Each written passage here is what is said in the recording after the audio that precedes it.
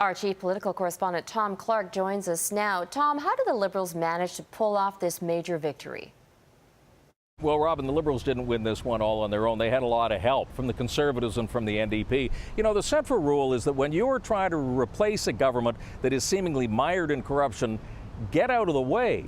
But instead, the Conservatives made themselves the issue. They took a hard right turn in this campaign and brought in policies that in one case didn't add up mathematically, and in another case were just too extreme for Ontario tastes.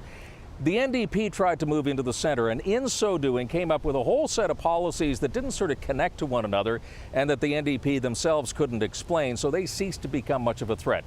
But a lot of credit has to go to Kathleen Wynne, who did the heavy lifting. She turned out to be a much better campaigner than a lot of people thought. And what are the implications of Wynne's win for the rest of the country as we head into a federal election in 2015? I think a few things. First of all, those suburban ridings around Toronto, long claimed by the Conservatives, are no longer a given. Here's what I mean. Take a look at this map.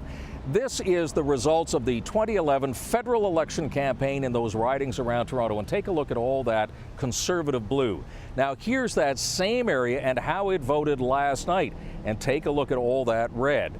Now, provincial politics doesn't necessarily translate federally, but it does show that those ridings, which are very much the key to 24 Sussex, are very much in play. A few other things. The Liberals now have a very well-oiled practice election machine on the ground in this province. That's going to help Justin Trudeau. The Conservatives are a party in search of a leader, in search of their own soul.